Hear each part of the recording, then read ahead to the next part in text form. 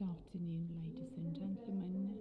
You are attending a meeting organized by the Justice for All initiative, the judicial reform right now, when and why. We would like to thank all of you for attending this meeting, the institutions concerned by the reform, the MPs involved in this topic. Each and every attendance is a sign of goodwill for reforms. We are particularly thankful for the fact that representatives of EU member states, the ambassadors of Ireland, His Excellency Patrick Coleman.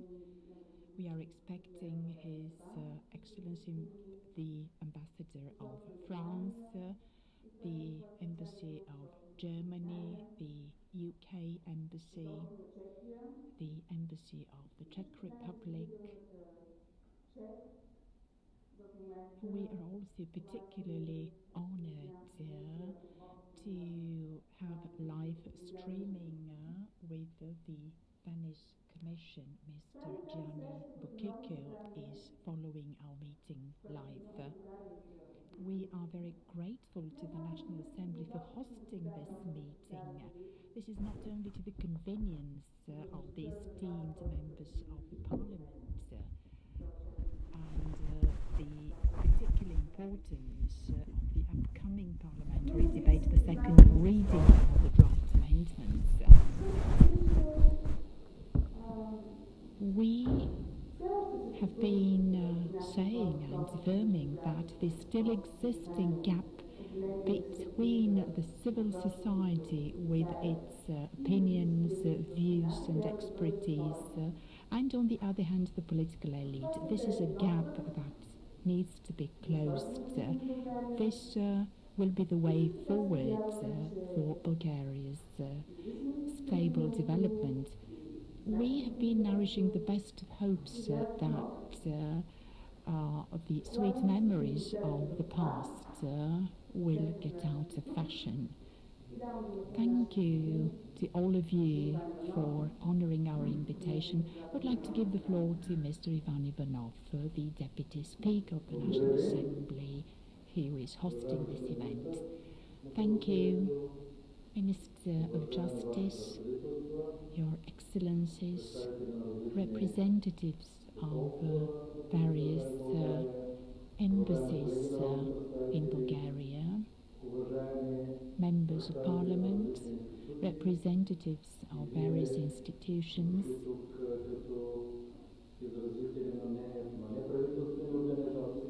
attendees representing non-governmental organizations. Welcome to the National Assembly, to all of you. Welcome to the upcoming discussion on the judicial reform now, when and why.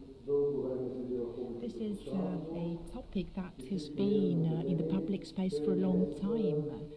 All of us to believe that unless we ensure the judicial reform, we can hardly ensure the reforms in any other sectors that are relevant to the national economy and to our standards of living. We do believe that we need this judicial reform. The issue on the agenda, however, is how we, the 43rd legislature, that has been making a lot of efforts in order for the judicial reform to head along the right line. As you know, the National Assembly, at the very beginning of its term of office, voted on an updated strategy for the judicial reform. The process underway now is related to the draft amendments to the Constitution. We are in for the second reading of these draft amendments. Probably the Judicial System Act, the draft of the Judicial System Act is already available. I'm saying all of these so that I have the best of hopes that by means of sustainable legislative efforts we will be able to do so that everybody, all the citizens, will have the feeling of justice prevailing across the country. You know that justice is a way of ruling, a way of coexistence of communities. It has a couple of parameters. These are at least 4 parameters. One of them fair and free elections. We have been doing our best to ensure such elections. Secondly, free mass media and the freedom of speech. The third dimension, of course, is market economy. And last but not least, the rule of law.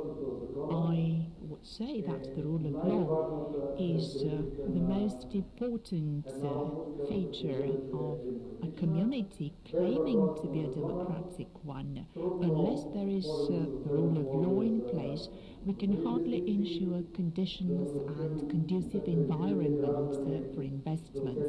We can hardly encourage entrepreneurs to make efforts in order to ensure a better quality of life in this country.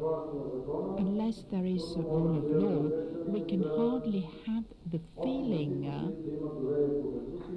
of communities coexisting in an atmosphere, in an environment of mutual confidence.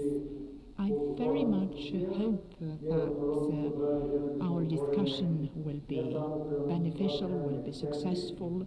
We, the National Assembly, are open to inviting experts, professionals. In addition, our doors are open also to non-governmental organizations, to citizens. We do so because we want to hear their voice. We know that the Justice for All initiative has set itself a very ambitious goal regarding the judicial reform. I believe that all of us will be listening to these proposals with the greatest interest. I very much hope for an effective and efficient debate. Thank you. We also thank you, Mr. Ivanov. I would now like to give the floor to the Minister of Justice, Mr. Hristo Ivanov. We're very honored to have the Minister with us today. Thank you.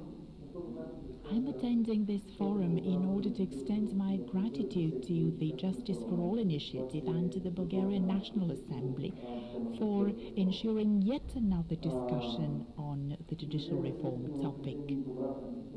We are indeed at a turning point along the way of making all these efforts aimed at the judicial reform.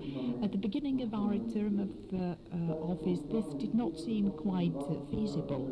We did have a constitutional initiative. It started on the basis of a draft law ensuring conditions for reforming the Supreme Judicial Council. This is a very important step. The draft law has already been through a first reading, and it lays the foundation for increasing, enhancing the independence of courts. You know how important the independence of courts it is in the context of a democratic society. It is very important that this draft law goes through its parliamentary reading without stepping back from the safeguards concerning the independence of courts. There is a group of proposals that were taken out, that dropped out of the group of proposals.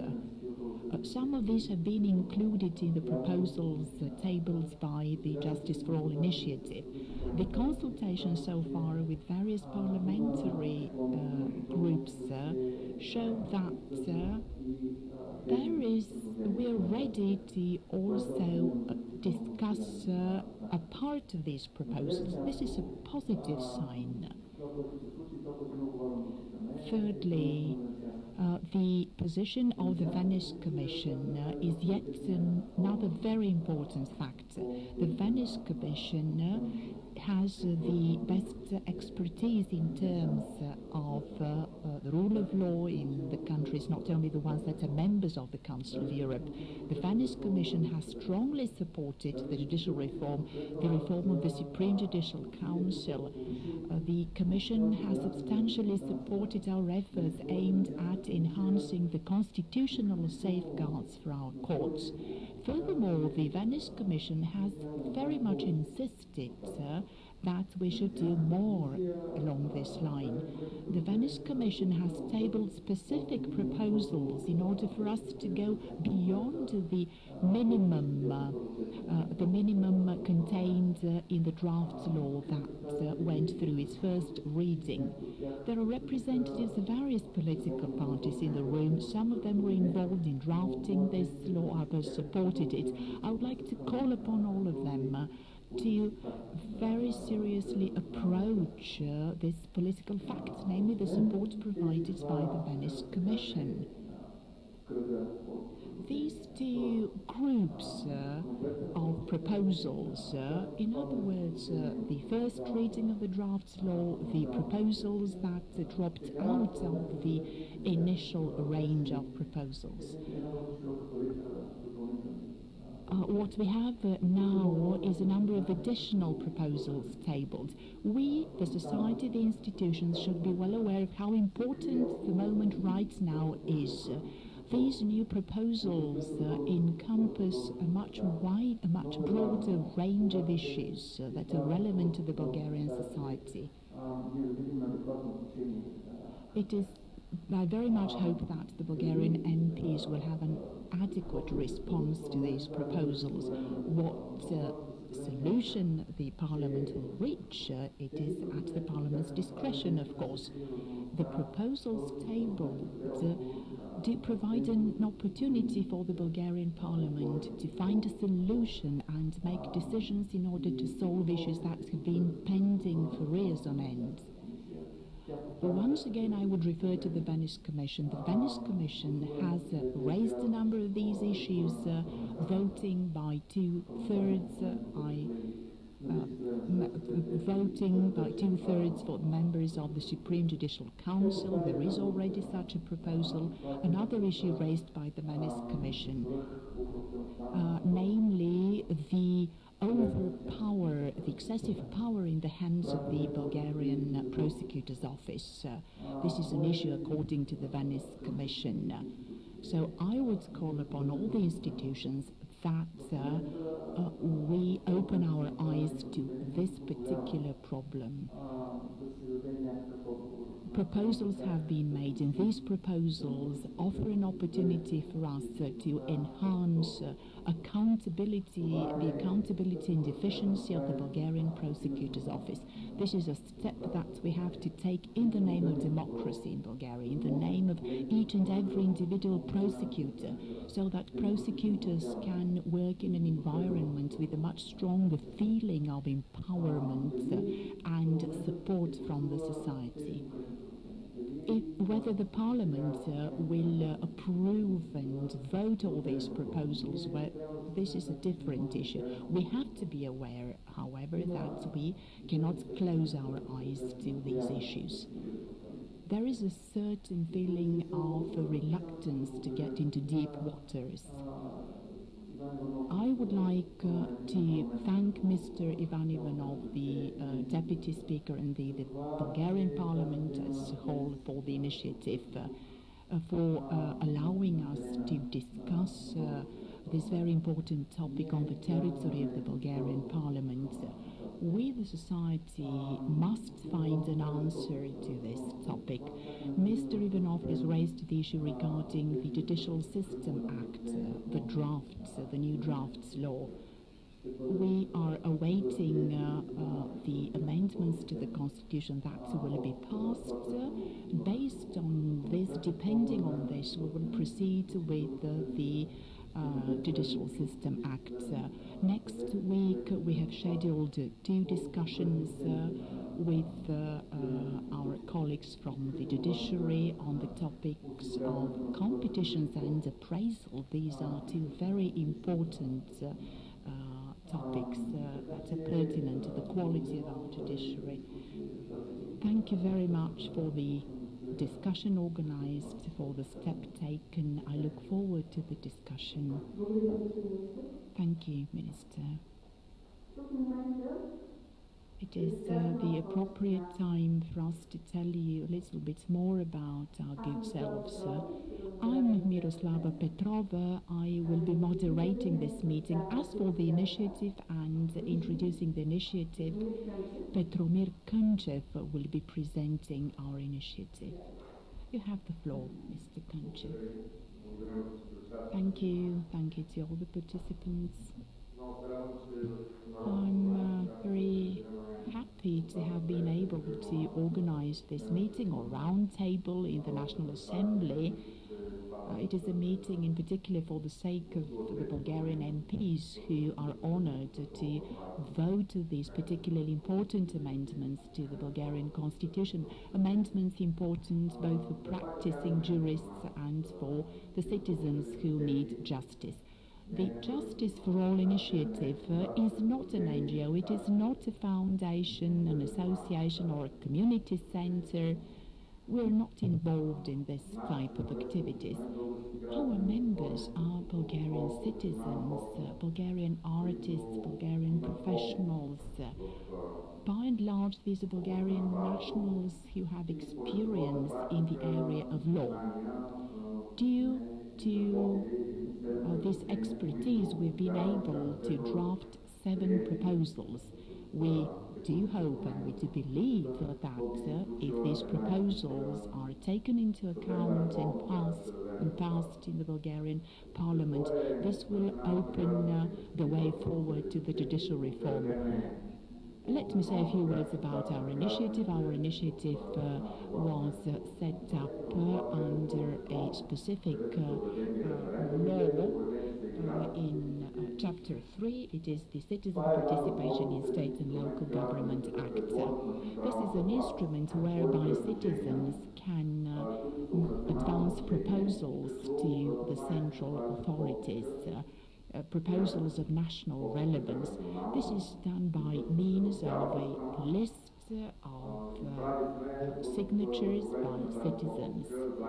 We have chosen the option of having this list with signatures in parallel with an awareness-raising campaign. The law obliges us to do so. We have chosen 7 major cities with courts of appeal. We've already conducted meetings in these cities. We've had meetings with the local communities and the local mass media in order to inform them about these 7 proposals. Signatures were gathered across the whole country. We already have the list with all the signatures, and we are ready to submit the list to the National Assembly. Let me tell you who is behind this Justice for All initiative. Let me tell you who is not behind the initiative. No political parties, no NGOs, no associations. Any person who has joined our initiative participates just as an ordinary citizen, irrespective of their professional activities or professional background. Such a citizen does not commit his participation depending on their professional background or any political affiliation. Why have we set up this initiative? I'm referring once again to Article 52 of the Citizen Participation in State and Local Government Act. The National Assembly, after receiving the 7 proposals, is obliged by the law to review them, to consider them, and come up with some comments, a kind of feedback explaining why the proposals have been taken into consideration or why not, what are their arguments. So the overall procedure is well regulated by law. This tool is a very strong one. It has been under used so far, regrettably. However, the development of the civil society requires that these forms that are a kind of a referendum should be made better use of. The initiative was set up on the 6th of September of this year. You know what date the 6th of September is. Those of you who know Bulgarian history know that the act of the reunion is not due to Bulgarian politicians, but it is due to the efforts of the Bulgarian citizens. We are now preparing the list with all the signatures.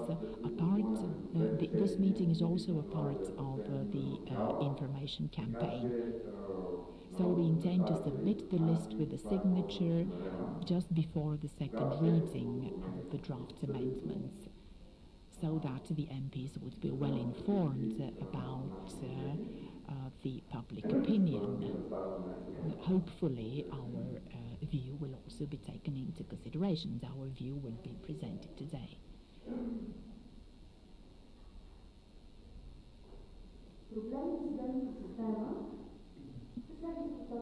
The next item on our agenda is the issues of the judiciary. Lubomir, who is a member of our initiative, will be making the presentation. Lubomir, Justice for All Initiative. I've been a member of this initiative ever since it was set up. I'm one of the lawyers. What have we managed to do over this 1 year? As Pepe has said, we have gathered quite a few citizens with different professional backgrounds, actors, athletes, journalists. I kindly thank Mrs. Malev for joining us. The majority, half of us are lawyers, and most of us were practicing lawyers. We are being confronted with the issues of the judiciary on a daily basis.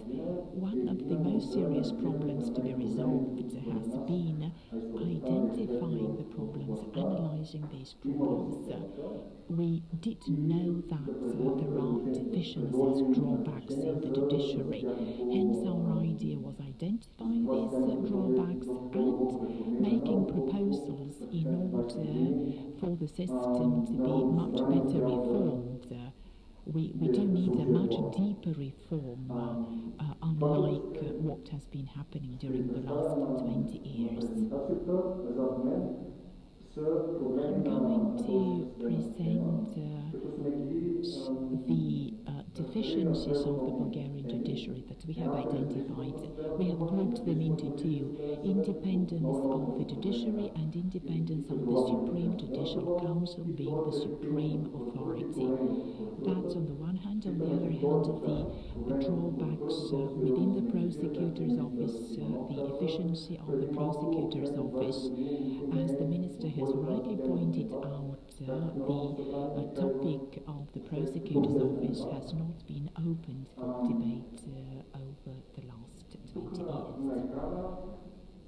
What you can see on the screen are the Supreme Judicial Councils in European countries, of course European countries that have such bodies.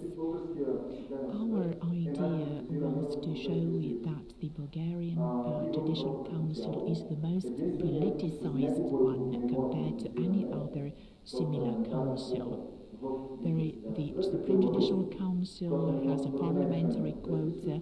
Only Belarus has such a quota. It is not a member of the EU and it doesn't set an example in terms of democracy. So Belarus ranks first 50%, Bulgaria ranks second 50%, the parliamentary quota. So in addition to the 11 representatives in the Supreme Judicial Council, there are another 3 major figures also elected by the Supreme Judicial Council, but these are not political nominations.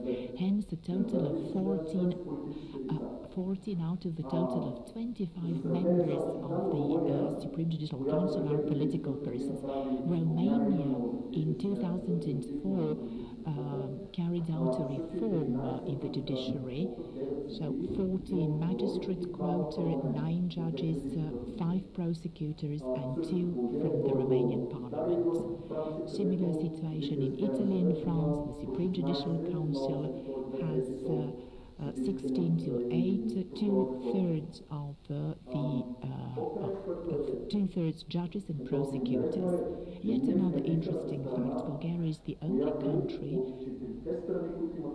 which, out of the 4 countries that have prosecutors as members of the Supreme Judicial Council, the only country where prosecutors can have a say on human resources in judges. France, Italy and Romania have the 2 sections within the Supreme Judicial Council, so prosecutors are not involved in electing judges for the courts. This is a very important characteristic. So only 4 bodies that have prosecutors as members. Bulgaria is the only country where prosecutors have a say on selecting and electing judges. Next, I've already referred to the very high level of political nominations. We very much hope that the draft law will change this situation. 5 judges, 5 magistrates, designating 1 delegate for the National Assembly, electing the members of the Supreme Judicial Council. This is a way of lobbying. In other words, the administrative head of a larger prosecutor's office, for example, the Sofia Regional Prosecutor's Office or the Plovdiv Prosecutor's Office, these 2 prosecutors, if they are politically dependent and God forbid if they are corrupt, they can exert pressure so that all the 4 prosecutors designated will come from their prosecutor's office to become members of the Supreme Judicial Council. Romania has overcome this issue. It was resolved back in 2004. There have been questions, why are we comparing with Romania all the time? Why shouldn't we compare Bulgaria with Romania? We have been witnessing the results achieved by Romania since 2004. Romania had a similar starting point in terms of the state of affairs in the economy, the state of affairs in terms of corruption. So Romania has been successful with the judicial reform. This is the Romanian Supreme Judicial Council, 5 prosecutors, members, 9 judges, 2 from the parliamentary quota. In parallel, you can see how each and every instance, regional prosecutors, district prosecutors' offices can designate members for the Supreme Judicial Council. Direct voting, this is a way to avoid lobbying with the Supreme Judicial Council, which is different from the current situation in Bulgaria.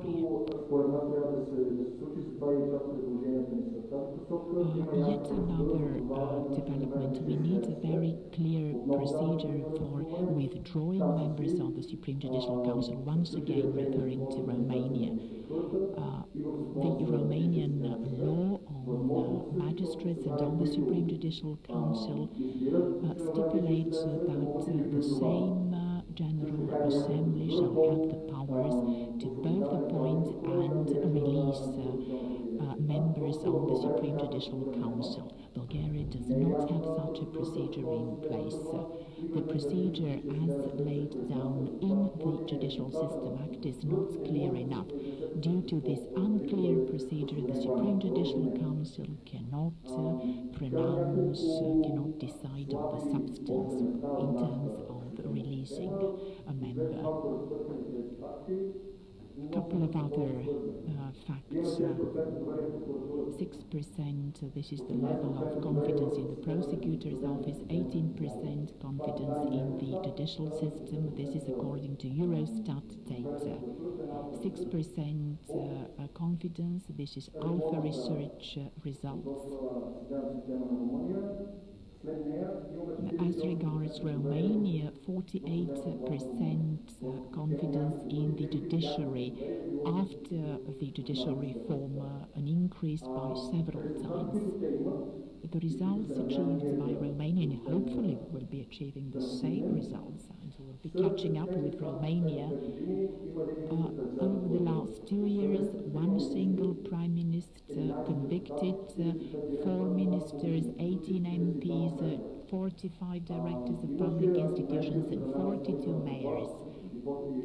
Furthermore, some arguments presented by the Prime Minister, but this is a way for the Romanian Prosecutor's Office to settle the account with the opposition. We don't agree with this, as the persons convicted come both from the ruling party and from the opposition. Maybe you remember when Monica Macovei was invited to visit Bulgaria to tell us the story about the judicial reform. Some people were reluctant with respect to the story told. In Bulgaria, there are 3,000 staff of the prosecutor's office. In Romania, 3,006.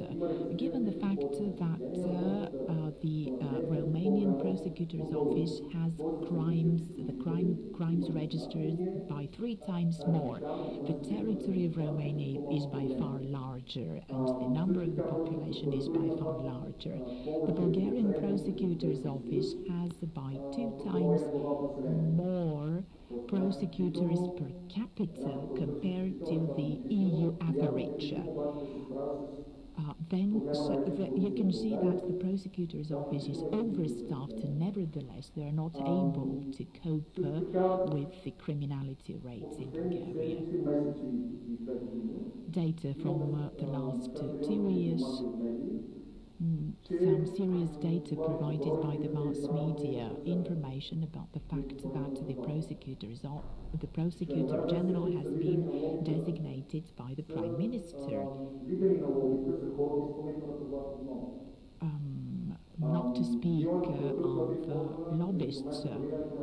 The prosecutor's office used for declaring Katebe Bank insolvent. We remember what happened. We remember that the headquarters of the bank were broken into by the special forces. A couple of days later, the bank declared insolvency, and it turned out that this came as a result of a major corruption scheme. Investigating journalists who